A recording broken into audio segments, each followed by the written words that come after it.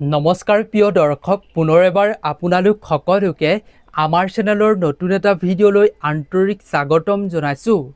প্ৰিয় দৰ্শক, শনিবাৰে আহাৰ মাহৰ ৮ তাৰিখৰ দিনটোত হ'বলৈ গৈ আছে শুক্ল পক্ষৰ শয়ন বা দেৱশয়নী একাদশী। গতিকে এই শয়ন একাদশীৰ দিনা আপুনি আপোনাৰ ঘৰত এই প্ৰতিকাৰসমূহ অৱশ্যেই কৰিব।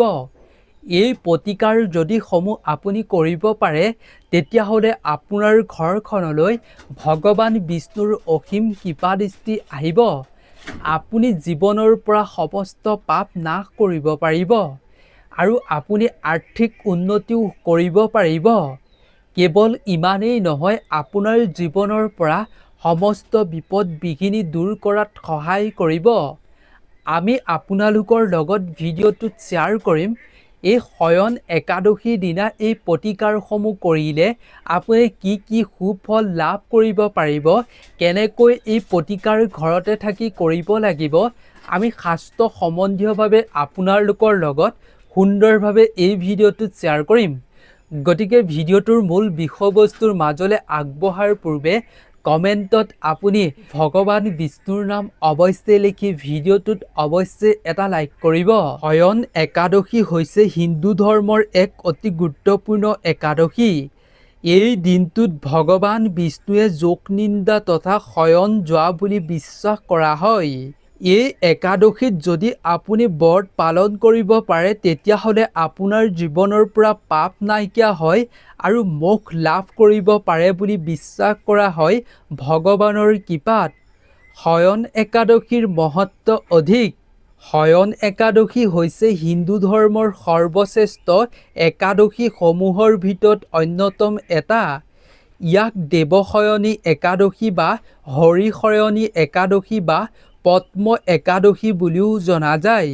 এই দিনটোত ভগৱান বিষ্ণুৱে ক্ষীৰ সাগৰত শোক নাগৰ ওপৰত শয়ন তথা যোগ নিন্দা কৰে। প্ৰিয় দৰ্শক, এক প্ৰাচীন কালত এখন ৰাজ্যত এজন ধাৰ্মিক ৰজা আছিল। তেওঁৰ ৰাজ্যত হঠাতে ভয়ংকৰ অনাবৃষ্টি আৰু দুৰ্যোগ ঘটিবলৈ আৰম্ভ কৰিছিল। প্ৰজাসকলৰ মাজত হাহাকাৰ সৃষ্টি হৈছিল। ৰজাই বহুতো যজ্ঞ যাগ কৰিলে, ধ্যান কৰিলে, দান কৰিলে, কিন্তু তেওঁ কোনো সুফল পাব নোৱাৰিলে। এদিন ৰজাই দুখতে বনলৈ গৈ আছিল আৰু তেনেতে এজন মহান ঋষিৰ আশ্ৰমত উপস্থিত হৈছিল। ৰজাই ঋষিবৰক প্ৰণাম কৰি সকলোখিনি কথা ঋষিবৰৰ আগত কৈছিল। হে মহৰ্ষি ঋষি, মোৰ ৰাজ্যৰ প্ৰজাসকলৰ মাজত বহুতো হাহাকাৰ আৰু অশান্তিৰ সৃষ্টি হৈছে। মই কি অপৰাধ কৰিলোঁ, মই কিয় বিপদত পৰিছোঁ? তাৰ পাছত ঋষিমুনিয়ে ধ্যান কৰি ক'লে যে, হে ৰজা, তোমাৰ পূৰ্ব জনমত তুমি কিছু পাপৰ ফলত এই দুৰ্যোগ দুৰ্ভাগ্যৰ সন্মুখীন হ'বলগীয়া হৈছে আৰু তোমাৰ লগতে তোমাৰ প্ৰজাগণেও এই সমস্যা ভোগ কৰিব লগা হৈছে। কিন্তু এটা উপায় আছে তোমাৰ বাবে। তাৰ পাছত ৰজাই ঋষিবৰক উপায়টো বিচৰাত তেতিয়া ঋষিবৰে কৈছিল যে আহাৰ মাহৰ শুক্ল পক্ষৰ শয়ন একাদশীত তুমি কঠোৰ ব্ৰত পালন কৰিবা। সেইদিনা ভগৱান বিষ্ণুক পূজা কৰিবা, উপাসনা কৰিবা। ৰাতি জাগি থাকি তুমি ভজন কীৰ্তন কৰা আৰু দান কৰা। এই একাদশীত বিষ্ণুৱে যোগ নিন্দাত শয়ন কৰে। গতিকে তেওঁ ভক্তি সেৱা কৰিলে অতি সোনকালেই তেওঁ প্ৰসন্ন হ'ব তোমাৰ প্ৰতি। তাৰ পাছত ৰজাই ভগৱান বিষ্ণুক পূজা কৰি ব্ৰত কৰি প্ৰাৰ্থনা কৰিলে আৰু তেওঁ এই প্ৰাৰ্থনাত ব্ৰতত প্ৰভাৱিত হৈ ভগৱান বিষ্ণু প্ৰসন্ন হৈ ৰজাক দৰ্শন দি ক'লে যে, হে ৰজা, তোমাৰ ভক্তি দেখি মই খুবেই সন্তুষ্ট হৈছোঁ। তোমাৰ ৰাজ্যত প্ৰচুৰ পৰিমাণে আগতকৈও বেছি অৰ্থ আহিব আৰু সকলো দুৰ্যোগ দূৰ হ'ব। যিজনে এই শয়ন একাদশীত সম্পূৰ্ণ ৰীতি নীতিৰ অনুসৰি পালন কৰিব ব্ৰত আৰু এই নিয়মসমূহ, তেওঁলোকৰ শীঘ্ৰেই ইচ্ছাসমূহ পূৰ্ণ হ'ব। ৰজাৰ ব্ৰতৰ ফলতে ৰাজ্যত পুনৰ ধন সম্পত্তি খাদ্য বস্ত্ৰৰ অভাৱ অনাটন দূৰ হৈ লদন বদন হৈ পৰিল সুখ সমৃদ্ধিৰে। গতিকে প্ৰিয় দৰ্শক, আপুনিও এই শয়ন একাদশীৰ দিনা শনিবাৰে আহাৰ মাহৰ ৮ তাৰিখৰ দিনটোত উপবাস তথা ব্ৰত পালন কৰিব আৰু এনেধৰণে নীতি নিয়ম পালন কৰিব। কেনেকৈ কি কৰিব আমি এতিয়া আপোনালোকৰ লগত শ্বেয়াৰ কৰিম। প্ৰিয় দৰ্শক, আপুনি আপোনাৰ জীৱনৰ পৰা আপোনাৰ পূৰ্ব জনমৰ যি আপুনি পাপ কৰি থাকে সেই পাপ নাশ কৰিবৰ বাবে আপুনি এই শয়ন একাদশীৰ দিনা ব্ৰত পালন কৰিলে জন্ম জন্মান্তৰৰ সকলো পাপ ধ্বংস হয় বুলি শাস্ত্ৰত কোৱা হৈছে। লগতে আপুনি যদি ভক্তিৰে এই ব্ৰত পালন কৰে তেন্তে আপুনি বৈকুণ্ঠ প্ৰাপ্তি কৰিব পাৰিব আৰু মুক্তিও আপুনি লাভ কৰিব পাৰিব। মোক্ষ লাভ কৰাটো একেবাৰে নিশ্চিত বুলি শাস্ত্ৰত কোৱা হৈছে। যিদৰে ৰজাৰ ৰাজ্যৰ পৰা সকলো দুখ কষ্ট দুৰ্ভাগ্য দূৰ হৈ ৰাজ্যৰ প্ৰজাসকললৈ সুখ আৰু সমৃদ্ধি আহিছিল, অৰ্থ আহিছিল, সেইদৰে আপোনাৰ জীৱনতো সুখ সমৃদ্ধি বৃদ্ধি পাব যদি আপুনি এই শয়ন একাদশীত আপুনি সম্পূৰ্ণ ৰীতি নীতিৰ অনুসৰি এই ব্ৰত পালন কৰিব পাৰে। আপুনি এই শয়ন একাদশীৰ দিনা মন্ত্ৰ জপ ব্ৰত আৰু দান বৰঙণি কৰাটো খুবেই ফলদায়ক। কেৱল ইমানেই নহয়, এই আপুনি শয়ন একাদশীৰ দিনা ব্ৰত ৰাখি পূজা কৰিলে ৰোগ ব্যাধি নাশ হয় আৰু আপোনাৰ মনৰ শান্তি হয়, ইচ্ছা পূৰ্ণ হয়, সকলো বিপদৰ পৰা ৰক্ষা পাব পাৰি বুলি শাস্ত্ৰত উল্লেখ কৰা হৈছে। প্ৰিয় দৰ্শক, ভগৱান শ্ৰীকৃষ্ণই যুধিষ্ঠিৰৰ আগত কৈছিল কলিযুগত শয়ন একাদশীত যিয়ে ব্ৰত পালন কৰিব, এই নীতি নিয়ম পালন কৰিব, তেওঁলোকৰ বাবে শ্ৰেষ্ঠ দিন হৈ পৰিব।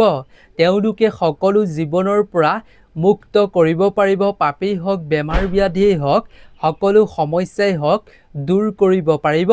ভগৱান বিষ্ণুক প্ৰসন্নৰ বাবে অতিকৈ শ্ৰেষ্ঠ দিন এই শয়ন একাদশী। প্ৰিয় দৰ্শক, এই শয়ন একাদশীৰ দিনা সত্যনাৰায়ণৰ কাহিনী শুনিলেও আপুনি পাপ নাশ কৰিব পাৰিব। প্ৰিয় দৰ্শক, এইখিনিতে আপোনাক বিশেষ কেইটামান কথা শ্বেয়াৰ কৰিব বিচাৰিছোঁ। যদি আপুনি ব্ৰত তথা উপবাস ৰাখে এই শয়ন একাদশীত, তেন্তে আপুনি শয়ন একাদশীৰ আগদিনা আহাৰ মাহৰ ৭ তাৰিখৰ পৰা আপুনি সম্পূৰ্ণ সাত্বিক আহাৰ গ্ৰহণ কৰিব লাগিব। আৰু শয়ন একাদশীৰ দিনা আপুনি পুৱা সোনকালে উঠি স্নান কৰি আপুনি মনটো শুদ্ধ কৰি ৰাখিব লাগিব। আৰু যেতিয়া আপুনি ব্ৰত ৰাখি পূজা কৰিবৰ আগতে ভগৱান বিষ্ণুৰ সন্মুখত আপুনি সংকল্প কৰক যে হে ভগৱান, আজি মই শয়ন একাদশীৰ ব্ৰত পালন কৰিম, গতিকে আপুনি মোক আশীৰ্বাদ কৰিব। এইদৰে প্ৰাৰ্থনা কৰাটো খুবেই জৰুৰী। তাৰ পাছত আপুনি আপোনাৰ ঘৰত ভগৱান বিষ্ণু নাইবা শালগ্ৰামৰ মূৰ্তি আপুনি ছবি স্থাপন কৰিব। ফল মূল, তুলসী পাত, হালধীয়া বস্ত্ৰ, হালধীয়া ফল মূল আপুনি গাখীৰ মাখন আদি নৈবেদ্য আগবঢ়াব। বিষ্ণুৰ সহস্ৰ নাম আৰু ওম নমো ভাগৱতী বাসুদেৱাই এই মন্ত্ৰ জপ কৰিব লাগে। ভাগৱত গীতা আপুনি পাঠ কৰিব লাগে। সত্যনাৰায়ণৰ কাহিনী পাঠ কৰিব লাগে। ইয়াৰ পাছত দিনটো এইদৰে পাৰ কৰি আপুনি সন্ধিয়াৰ সময়ত আপুনি ভগৱান বিষ্ণুৰ সন্মুখত ঘিউ প্ৰদীপ জ্বলাব লাগে। যিদৰে প্ৰিয় দৰ্শক, নিৰ্জলা একাদশীৰ দিনা পানী এটুপিও নোখোৱাকৈ ব্ৰত পালন কৰা হয়, ঠিক সেইদৰে আপুনি এই শয়ন একাদশীটো ফল মূল গ্ৰহণ কৰিহে আপুনি এই একাদশীৰ ব্ৰত পালন কৰিব লাগে। যেনে দুগ্ধজাতীয় দ্ৰব্য, আলু, পিঁয়াজ, নহৰু এনেধৰণৰ বস্তুসমূহ এই দিনটোত আপুনি খোৱাটো উচিত নহয়। যদি আপুনি এই একাদশীত ব্ৰত পালন কৰে তেন্তে আপোনাৰ মনত ক্ৰোধ, কাৰোবাক মিছা কথা, কাৰোবাৰ প্ৰতি হিংসা ভাৱ কেতিয়াও নানিব। তাৰপিছত ভগৱান বিষ্ণুক সম্পূৰ্ণ ৰীতি নীতিৰ অনুসৰি এইদৰে আপুনি পূজা পাতল কৰি আপুনি পিছদিনা ভগৱান বিষ্ণুক অৰ্ঘ্য আগবঢ়াইহে প্ৰাৰ্থনা কৰিহে আপোনাৰ ব্ৰত ভাঙিব লাগে। তেনে কৰিলে আপুনি এই শয়ন একাদশীৰ সম্পূৰ্ণ সুফল লাভ কৰিব পাৰিব। গতিকে আজিৰ ভিডিঅ'টো ইমানেই আছিল। শয়ন একাদশীৰ আপুনি সম্পূৰ্ণ নীতি নিয়ম সুন্দৰভাৱে জানি ল'ব পাৰিলে। গতিকে যদি ভিডিঅ'টো চাই ভাল পালে তেন্তে আৰু 10জন বন্ধুবৰ্গৰ লগতো যিমান পাৰে সিমান শ্বেয়াৰ কৰিব। গতিকে নতুন এটা ভিডিঅ'ৰ লগত পুনৰ এবাৰ লগ পাম। আজিৰ ভিডিঅ'টোৰ পৰা বিদায় লৈছোঁ। ধন্যবাদ।